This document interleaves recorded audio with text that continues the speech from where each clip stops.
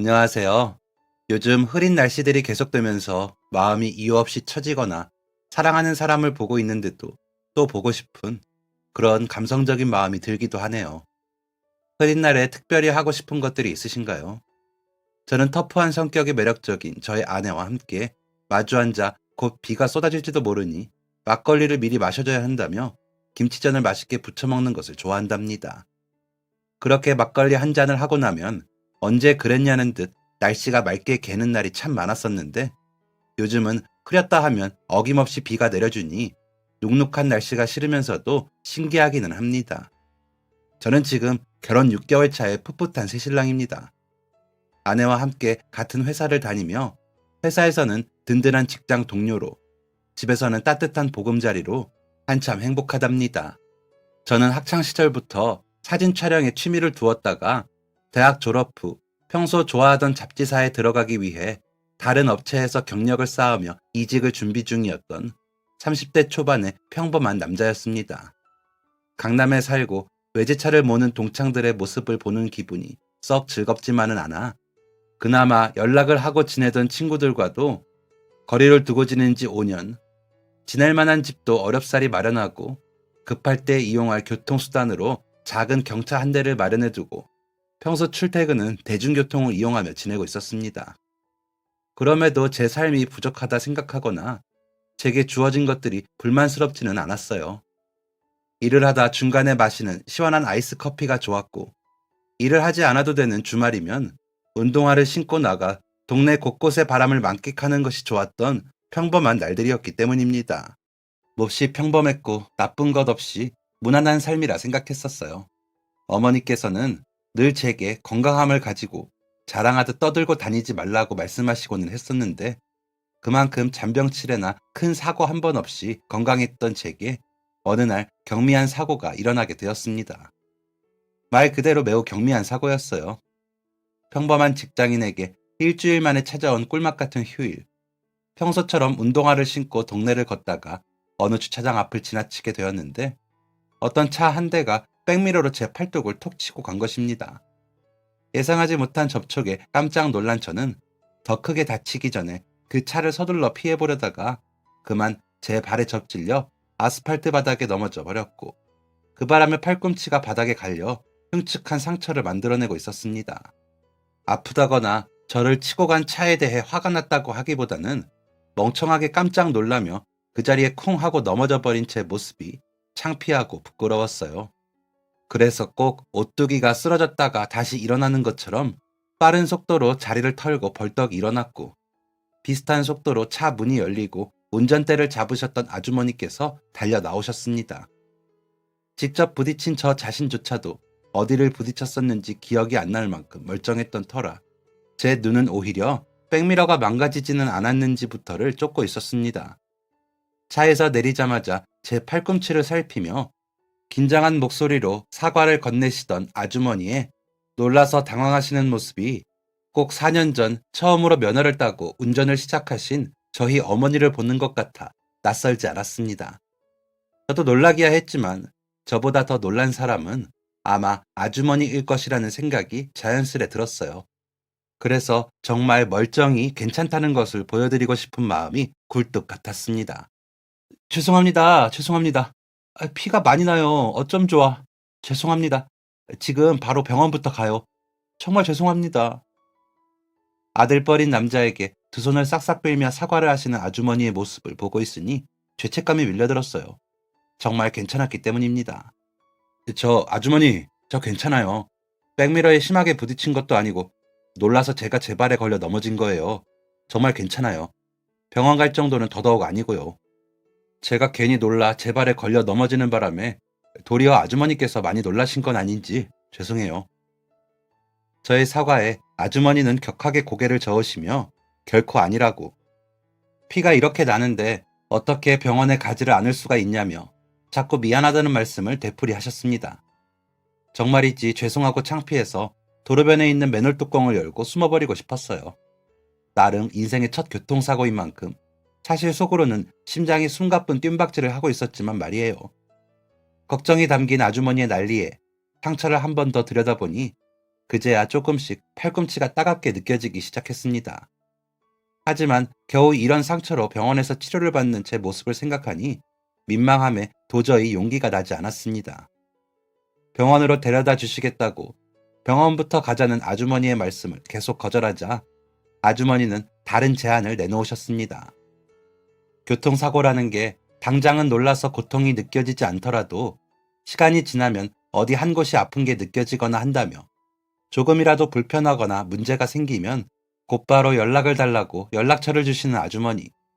그렇게 낯선 번호가 적힌 종이 쪽지를 주머니에 꾸겨 넣고 아프면 꼭 전화를 드리겠다고 도리어 제가 아주머니를 역으로 달래드린 후 약국에 들러 간단히 치료를 하고 식사를 하기 위해 갈비탕 집으로 향했습니다. 넘어져서 제법 피를 흘렸으니 철분을 보충해 주자고 속으로 다짐하면서 테이블에 앉는 순간 방금 전에 그 아주머니께서 깜짝 놀라며 제 자리로 다가오셨습니다. 같은 식당에서 다시 마주친 것이에요. 저희 운명인가 봐요. 또 마주쳤네요. 하고 실없는 농담을 건네자 아주머니께서 아예 핸드백을 가져와 제 앞자리에 자리를 잡으셨습니다. 차라리 여기서라도 만나서 다행인지도 몰라요. 밥 먹다 보면 불편한 것이 생길 수도 있고. 어쨌든 밥은 내가 살게요. 더 필요한 거 있으면 시켜서 먹어요. 여기 점심 특선으로 불고기도 잘하는데 그것도 같이 먹어요. 아주머니께서는 말릴 틈도 없이 손을 번쩍 들어 종업원에게 갈비탕 2개와 불고기 하나를 주문하셨습니다. 자주 오던 집이지만 한 번도 불고기를 먹어본 적은 없었는데 이참에 먹어보니 잘 됐다고 속으로 생각했어요. 배가 꼬르륵거리는 소리가 제법 크게 백가죽을 뚫고 나왔습니다. 또다시 밀려드는 민망함에 애꿎은 물잠만 기울이는데 테이블 위에 올려져 있던 아주머니의 핸드폰이 작게 울리더군요. 내내 울상이던 아주머니의 얼굴에 짧게 반가운 표정이 그려졌고 당장 전화를 받으려던 아주머니께서는 제 눈치를 보느라 누군지 모를 그 반가운 전화를 받지도 못하고 계시는 듯 했습니다. 아주머니 전화 와요. 받으세요. 얼른 받으세요. 제 말에 잽싸게 통화 버튼을 눌러 핸드폰을 뺨에 가져다 대는 아주머니의 얼굴이 꼭 햇님처럼 밝았습니다. 무슨 전화이기에 저렇게 행복해 하실까 했는데 응, 우리 딸 밥 먹었어? 그 흔한 여보세요 한 소절 없이 자연스럽게 내뱉는 첫마디에 모든 것이 수긍되었습니다. 자식의 전화를 반갑게 받는 어머니라는 존재의 모습을 이렇게 보고 있는 건 또 처음인 것 같았어요. 그 모습을 보며 잠깐이나마 저희 어머니를 떠올렸습니다. 어머니께서도 내 전화를 받으실 때 이런 표정을 지으실까 하는 호기심 반 기대 반. 제가 잠깐 우리 어머니 생각을 하는 동안 아주머니의 통화는 계속되었습니다. 그리고 이내 약간 곤란하고 난처하다는 듯한 표정으로 저를 쳐다보시는 아주머니. 같이 먹자고? 지금? 엄마는 배 안 고파. 너 친구들이랑 같이 맛있는 거 먹어. 엄마는 괜찮아. 왜? 친구들은 다 어디 가고. 그럼 너 혼자야? 아. 통화를 계속하시던 아주머니께서는 좋지 않은 이야기라도 전해 들으신 건지 한 손으로 핸드폰 입구를 가로막은 채 속닥속닥 제게 양해를 구하셨습니다. 미안한데 자기 딸이 이 근처에서 혼자 밥을 먹는다고 해서 그런데 혹시 이리로 불러서 같이 먹어도 되겠느냐는 말씀이셨습니다. 당연하죠. 저는 짧고 분명하게 말씀드렸습니다. 상관없다고요. 아주머니는 저의 대답에 아주 밝은 표정으로 통화를 마치셨고 이제 저희 두 사람 사이에는 맛있는 음식만 나오면 되는 것이었습니다. 기다리던 갈비탕 메뉴가 먼저 테이블에 올려지고 소금간을 따로 해놓고 따끈한 국물 먼저 입으로 가져다 대는 순간 식당 문이 열리고 한 여자가 들어왔어요. 그걸 발견한 아주머니가 손을 들어 저희가 앉은 자리를 그 여자에게 알렸고 그 손을 발견한 여자가 활짝 웃으며 이곳으로 걸어왔습니다. 그 모습이 꼭 슬로우 모션처럼 느껴졌습니다. 영화 속 한 장면처럼 사뿐사뿐 느리게 걸어오는 그런 모습이었어요. 갈비탕을 먹으려다 일어난 아주 놀랍고 당황스러운 일이었습니다. 왜 저렇게 느리게 주변을 둘러보며 들어오지? 애써 첫눈에 반했다는 사실을 외면하며 연애를 하지 않은 지가 오래되어서 그럴 것이라고 생각을 환기했습니다. 그렇게 얼떨결에 합류해버린 여자까지 저희 테이블엔 총 3명의 사람이 마주 앉았어요. 좀 남기더라도 3가지 메뉴를 시키길 너무 잘했다며 아주머니께서 어색한 웃음소리를 내기 시작하셨고, 저는 그렇게 이어지는 식사자리 내내 밥이 입으로 들어가는지 코로 들어가는지 모를 정도로 신경이 온통 아주머니의 따님에게로 가 있었습니다.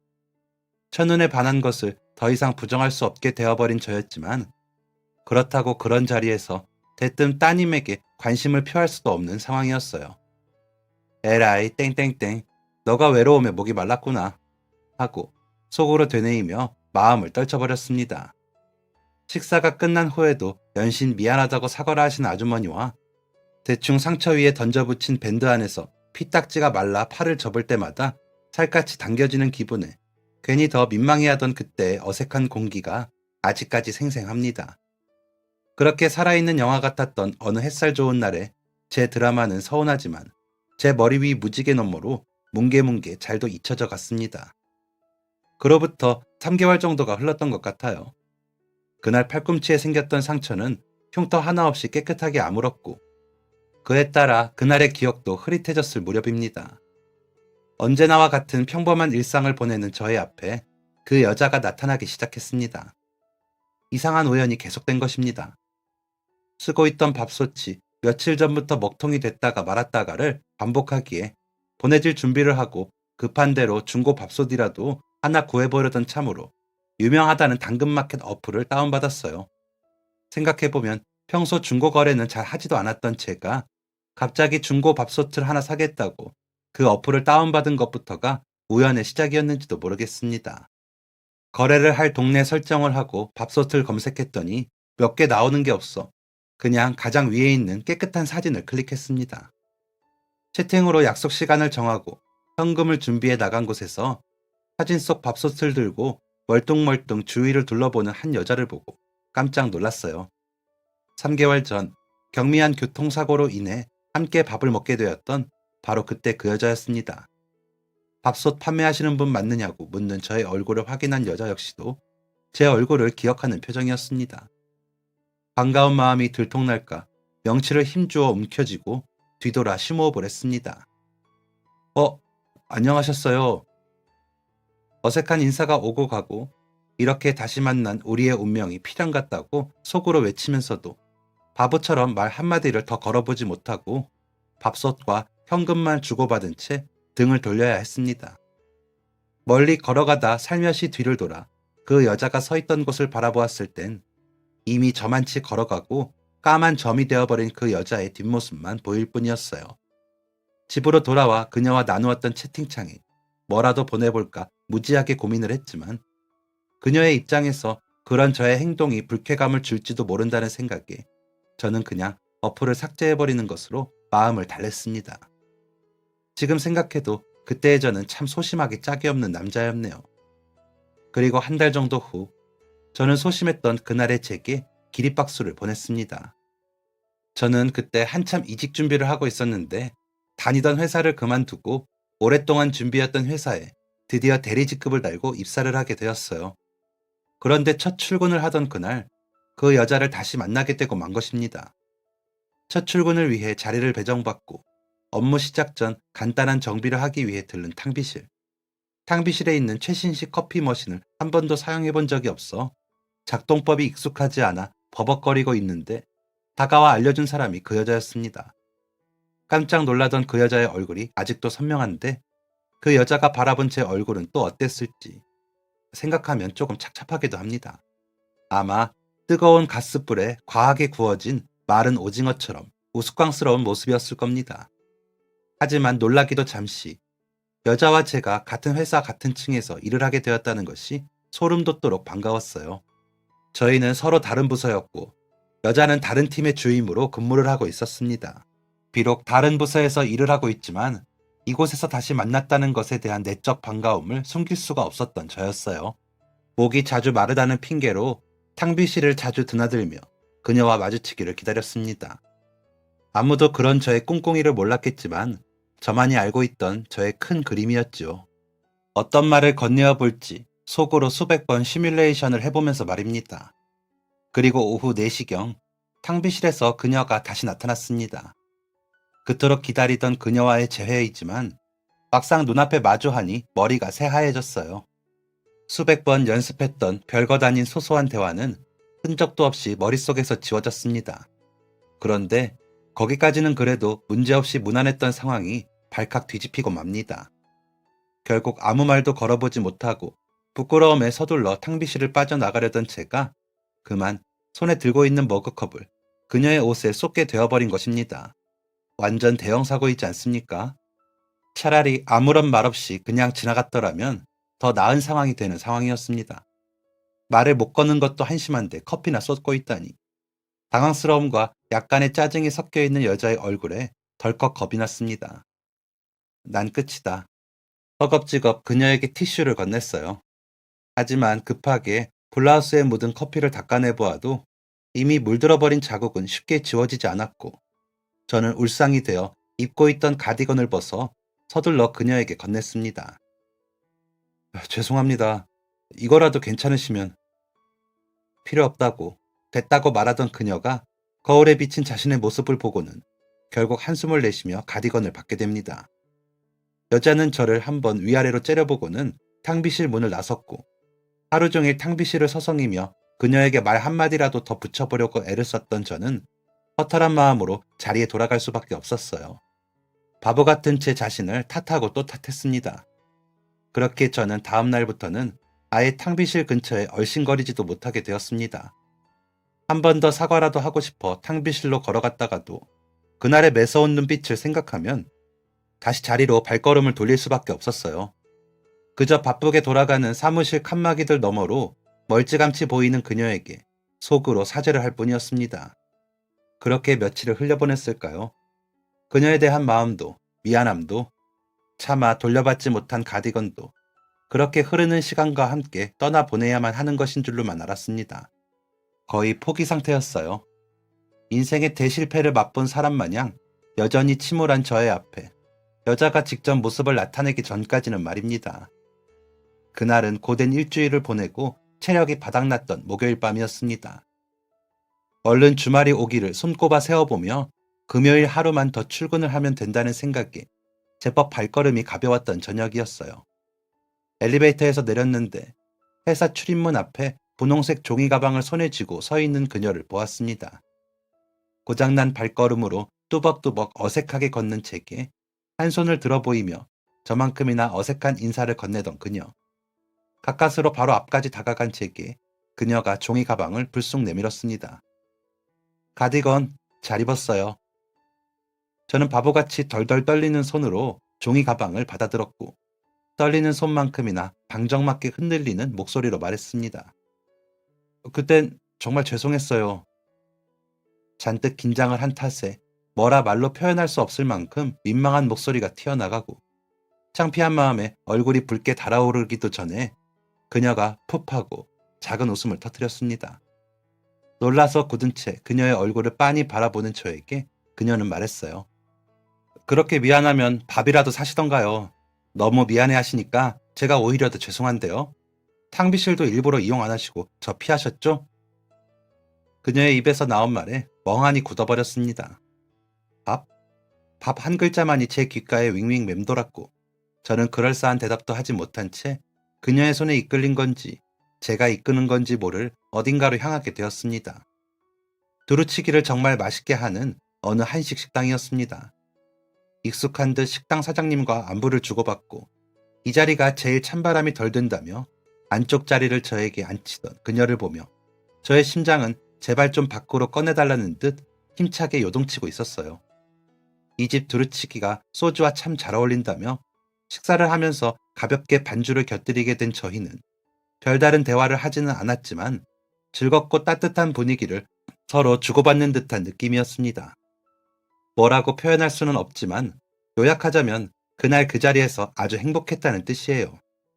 그런데 제가 술이 한 잔 들어가니 그간 굳어있던 두뇌가 갑자기 잘 돌아가기라도 하는지 준비했던 말을 대신해 마음속에 혼자 품고 있던 말이 새어나오고 말았죠. 저희 근데 좀 운명 같지 않아요? 그렇게 처음 만나 다시는 못 볼 줄 알았는데 당근마켓으로 만나 거기 밥솥 파는 사람이 얼마나 많았는데 그중 하나가 딱 민정 주인님이고 게다가 오랫동안 준비한 회사에 입사를 했는데 여기서 또 이렇게 만나게 되니까 우연이 계속되면 운명이라고도 하는데 안 그래요? 헉, 말을 다 뱉고 나니 제가 지금 무슨 소리를 늘어놓고 있는 건가 후회가 밀려왔습니다. 속으로만 해야 할 생각은 그녀 앞에서 해대고 그녀 앞에서 해야 할 말은 속에 꼭꼭 담아두었으니 그야말로 총체적 난국이었어요. 난데없는 운명론에 그녀가 기분이 상했을까? 집으로 돌아가기 전까지 내내 불편했습니다. 그녀는 저의 지루한 운명론에도 별다른 말 없이 보통의 대화를 나누다가 집으로 돌아갔습니다. 그리고 다음 날 점심 식사를 하러 나가는 길에 그녀를 다시 마주쳤어요. 가볍게 눈인사를 나누고 뒤돌아서 떨리는 심장을 부여잡으며 식당으로 향하는데 누군가 달려와 제 소매를 붙잡았습니다. 그녀였어요. 대리님, 주말에 뭐 하세요? 상상 속에서나 들어본 말이 현실의 그녀 입을 통해 나오자 꼭 제 세상이 그대로 멈추어 버리는 것만 같았습니다. 뒷말을 이어가는 그녀의 얼굴이 처음 만났을 때처럼 느리게 슬로우 모션으로 움직였어요. 저도 하는 거 없는데 그럼 저희 영화나 보실래요? 제가 정말 보고 싶었던 영화거든요. 영화 보는 거 싫어하시는 건 아니죠? 사실 영화를 보러 가자고 했었다는 것은 나중에야 알게 되었습니다. 저는 그녀가 주말에 뭐 하냐는 질문을 던지자마자 귓속에서 종소리가 울려 퍼지느라 아무 소리를 듣지 못했거든요. 그때부터 1분 1초가 꿈만 같았습니다. 제가 계획하고 그려놓은 꿈의 스토리 안에 제가 들어가 있는 듯한 기분이었어요. 약속은 일요일 낮이었는데 저는 금요일 퇴근길부터 그날 입을 옷을 고민하고 고르기 바빴습니다. 행복한 고민이었어요. 정말 그렇게 저는, 아니, 저희 두 사람은 어설픈 첫 데이트를 하게 되었습니다. 영화를 보고 밥을 먹고 차를 마시고 이 모든 것들을 다른 사람이 아닌 그녀와 함께 하고 있다는 것이 얼마나 행복하든지. 지금 이 감정을 나만 느끼는 게 아니길, 그녀도 나와 같은 마음이길, 그녀를 바래다주는 길, 속으로 기도하고 또 기도했습니다. 그리고 저의 그 기나긴 기도를 깨고 그녀가 제게 말했어요.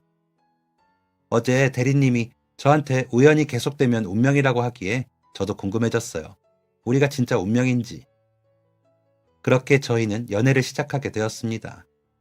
멋이 없어 말도 제대로 못하는 바보 같은 남자였던 저를 어디가 좋아서 만나준 것인지는 모르겠으나 저희는 꽤 달콤한 사랑을 했어요. 그녀는 저를 입사하자마자 연애나 하는 직원으로 보이게 둘 수는 없다며 비밀 연애를 제안했지만 사무실 비밀 연애는 당사자들만 빼고 그 사무실의 복사기까지 다 알게 된다고 했던가요? 한 달도 채 넘기지 못하고 눈치 빠른 한 직원에 의해 몽땅 들통이 나고야 말았습니다. 결국 저희는 의도한 적 없는 모두의 응원을 받으며 더 예쁜 사랑을 할 수 있게 되었으니 소문을 퍼뜨려준 그 직원에게 고맙기도 합니다. 그렇게 저희는 연애 1년 만에 결혼을 약속하게 되었어요. 저희 두 사람은 서로에게 서로가 없어서는 안 될 그런 사이가 되었습니다. 아직 이 여자가 나의 여자친구라는 것조차도 너무 감격스러워서 실감이 나지 않을 때가 많은데 결혼이라니 그것 참 생각만으로 심장이 두근거리는 일이더군요. 그렇게 아내의 부모님 댁에 정식 인사를 드리러 가던 날 워낙 구면이기도 하고 평소에 자주 찾아뵈었던 터라 긴장이 되지 않을 줄 알았는데 너무 긴장되는 탓에 핸들을 잡을 수가 없어 결국 차까지 내버려 두고 택시를 타고 갔던 기억이 납니다.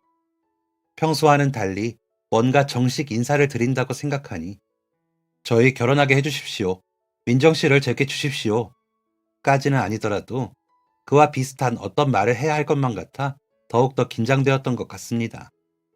그런 제게 아내는 괜찮으니 평소처럼만 하면 된다고 긴장하지 말라고 달랬지만 평소처럼 웃으며 반겨주시던 장인어른 장모님 앞에 무릎을 꿇고 앉은 저는 제주도 돌하르방보다 더 돌덩어리가 되어 있었습니다. 우리 사위가 긴장을 많이 했네. 왜 그렇게 긴장을 하고 그래? 평소처럼 맛있게 밥 먹고 편하게 쉬다가 가면 되는 건데. 유서방, 안 잡아먹을 테니 긴장 풀어. 아이고, 식은땀 흘리는 것 좀 봐. 편히 앉아. 왜 무릎을 꿇고 그래? 그리고 장인어른과 장모님, 아내의 만류에도 끝내 다리를 고쳐 앉지 않고 돌덩어리처럼 꼿꼿한 자세를 유지하던 제 입에서 나온 말은 아내를 박장대소하게끔 만들어버렸습니다. 장모님, 장인어른, 운명이 있다면 이런 것일까요? 저와 민정이를 운명처럼 만나게 해주신 장모님, 감사합니다. 어렵게 이어진 저희의 운명이 헛되지 않게 제가 잘하겠습니다. 진지한 저의 말에 아내가 배꼽을 잡고 넘어간 것입니다. 아직도 운명 이야기를 하고 있느냐며, 엄마 아빠 우리 민혁 씨가 이렇게 로맨틱하다며, 이 귀여운 맛에 내가 홀딱 반했다며. 아내의 팔불출 같은 말이 내심 듣기 좋았던 저는 부끄러움에 귓바퀴가 빨갛게 물들었고 배꼽이 빠질 정도로 웃는 딸을 대신하여 사위의 어설픈 고백에 장모님만이 눈물을 훔쳐주셨습니다. 우리가 더 고맙지. 우리 민정이를 아껴주고 예뻐해주고 이렇게 마음 다해 예쁘게 사랑해주는데 고마워 유서방. 그 말씀에 제대로 울컥한 저였지만 장인어른 앞에서 차마 눈물을 떨굴 수가 없어 그렁그렁 눈물이 고인 눈을 하고 빨개진 귀를 연신 꼬집어댔습니다. 결혼식장에서도 북받치는 감정에 눈물을 머금는 사람은 저였고 아내는 즐거운 날 왜 눈물을 흘리려 하냐며 저를 달래기에 바빴습니다. 하면서도 하고 나서도 믿기지 않는 꿈만 같은 결혼식이 그렇게 끝이 났고 아내가 좋아하는 휴양지 나라에서 신혼여행을 무사히 마치고 집으로 돌아왔어요. 비로소 부부가 된 저희 두 사람이었습니다. 신혼여행이 끝나면 결혼식이 완전히 마무리되는 것인 줄 알았는데 아직 할 일이 남아 있었어요. 바로 양가 부모님들께 인사를 드리는 일이었습니다. 피곤한 몸을 이끌고 부부가 된 몸과 마음가짐으로 부모님을 찾아뵈니 기분이 참 이상했습니다. 꼭 제가 진짜 저희 부모님처럼 어른이라도 된 것 같은 기분. 저희 부모님께서도 장인어른 장모님께서도 해외에서 뜨거운 태양 아래 수영하느라 검게 그을린 저희 두 사람을 한 번씩 따뜻하게 품에 안아주셨는데 그게 꼭 진짜 어른이 되었다는 어떤 인증처럼 느껴져서 마음이 벅차 올랐습니다. 아내도 비슷한 마음을 느꼈는지 결혼식에서는 한 방울도 흘리지 않던 눈물을 펑펑 흘렸어요.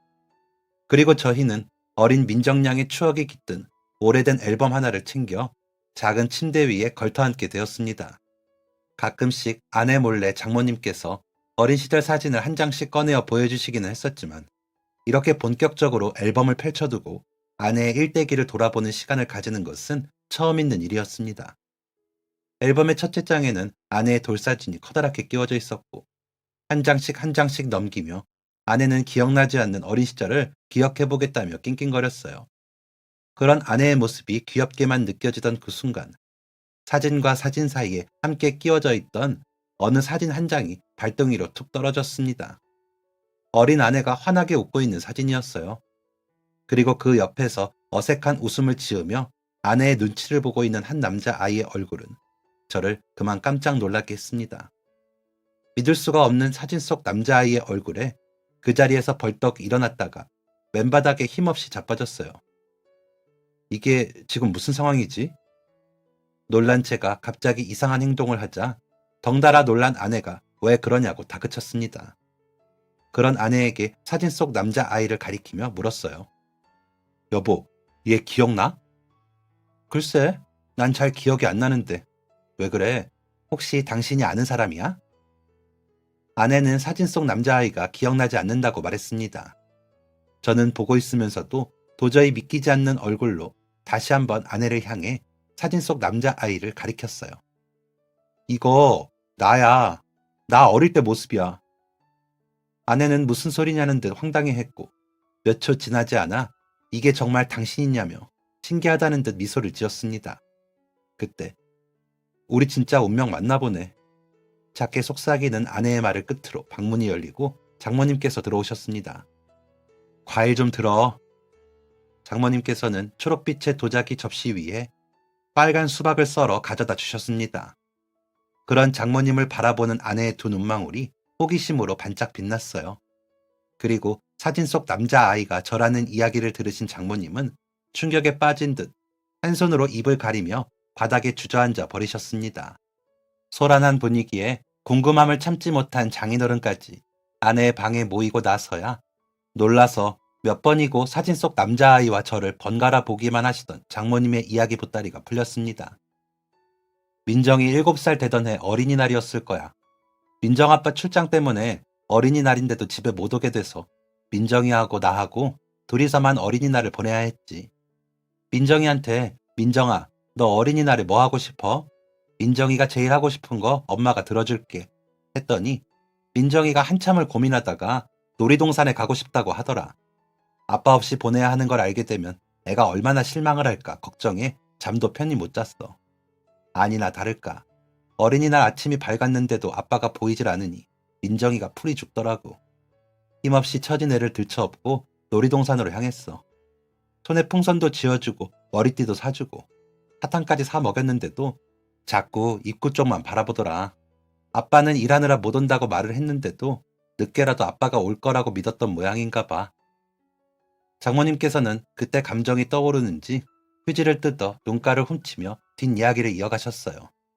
장인어른은 오시질 않고 어린이날이라 방방 곳곳에 어린이들이 모인 놀이동산에는 기구를 하나 타려면 줄이 무지하게 길었었다며 다른 아이들은 빨리 타고 싶다고 울고 보채는데 아내만 얌전하게 서 있는 것이 한편으로 풀이 죽어 있는 게 좋기도 했었다고 웃어 보이는 장모님. 그런데 그때 내 손을 잡고 있던 민정이가 그 손을 쭉 잡아당기더니 대열에서 이탈을 해버리는 거야. 30분을 꼬박 기다린 줄이었는데 얘가 갑자기 왜 이러나 싶었지.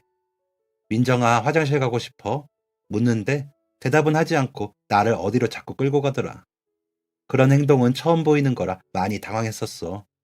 오늘 참 힘든 하루구만 생각하며 민정이의 손에 끌려간 곳에 유서방, 자네가 눈물 뻔벅을 하고 쭈그려 앉아 지나가는 사람들의 얼굴을 정신없이 살피고 있었던 거야.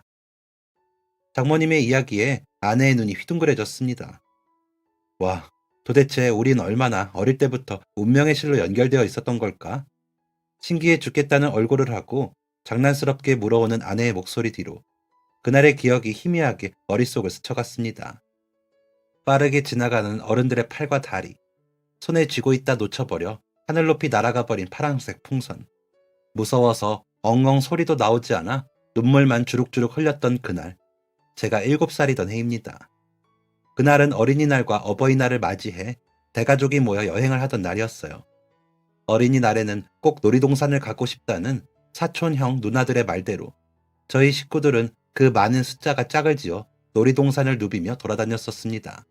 오래 걷는 것이 힘드셨던 할머니께서는 고모와 함께 벤치에 앉아 사람 구경을 하셨고 저희 식구들은 너나 할 것 없이 솜사탕이며 헬륨 풍선, 핫도그 줄을 서서 군것질거리들을 나누어 먹고 있었습니다.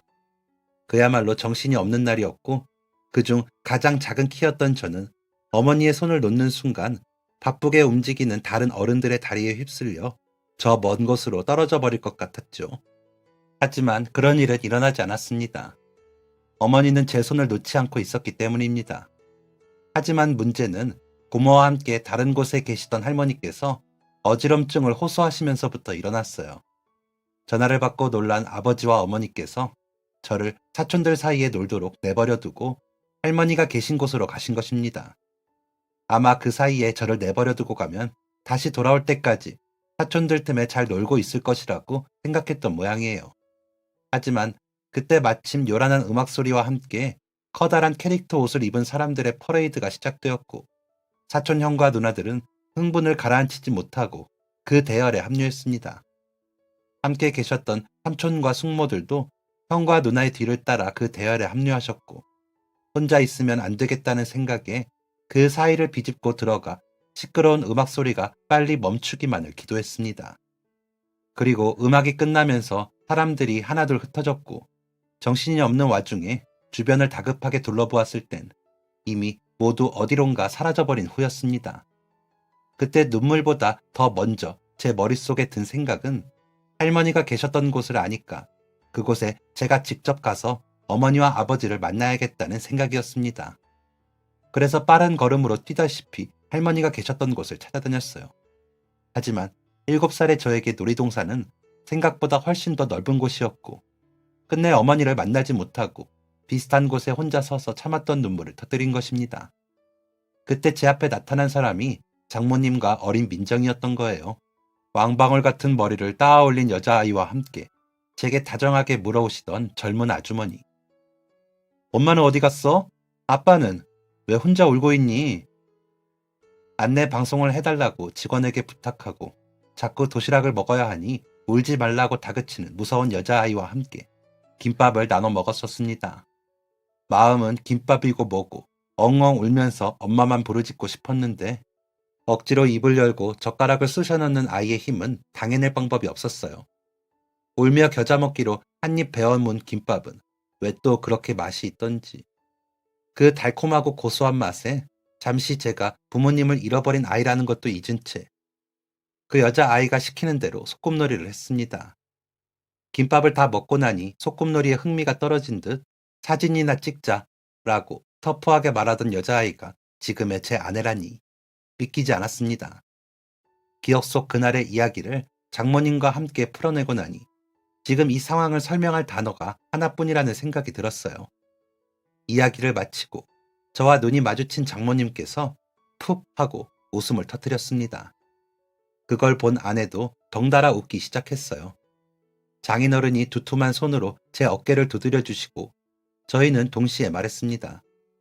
우린 7살 때부터 운명이었다 라고 동시에 말을 한 아내와 저 사이에 웃음꽃이 피어나고 저는 장모님의 손을 꼭 붙잡고 늦은 감사 인사를 전했습니다.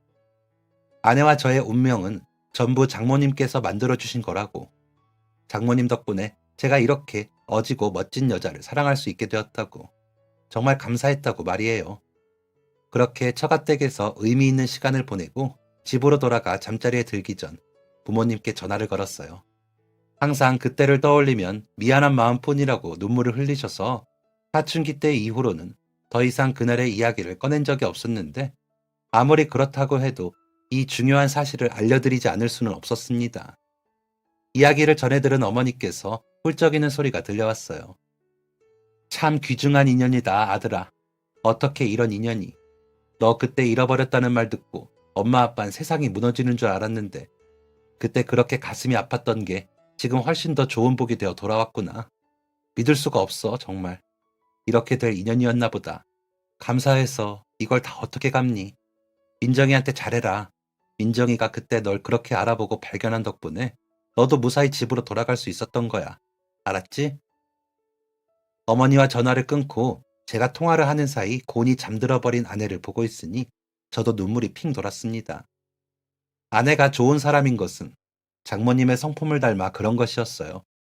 저도 장모님처럼 훌륭한 인품을 가진 부모가 되어 저의 아이를 아내처럼 좋은 사람으로 자라도록 하고 싶은 욕심이 생겼습니다. 그러려면 저부터 참된 어른이 되어야 할 텐데 잘할 수 있을지 걱정이 큽니다.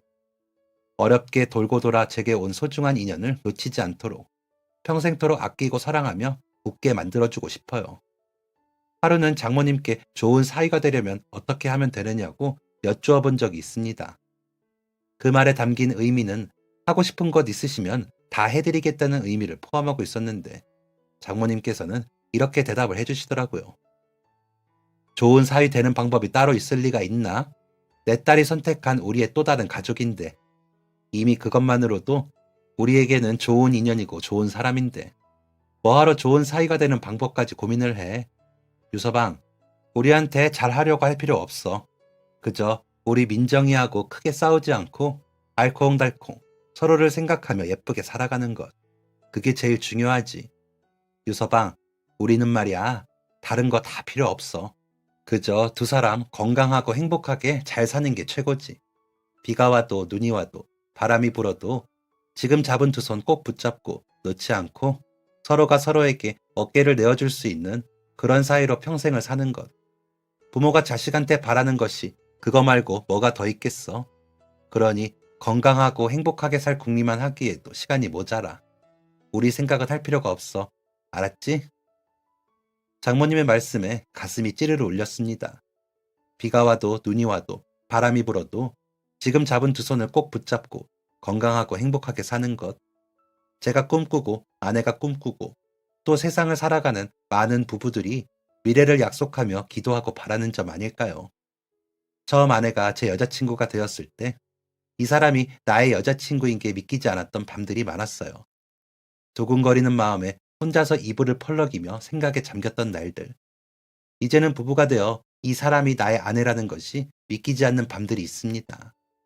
수많은 사람들 중 어떻게 우리의 인연이 닿을 수 있었던 건지 생각할수록 참 신기합니다.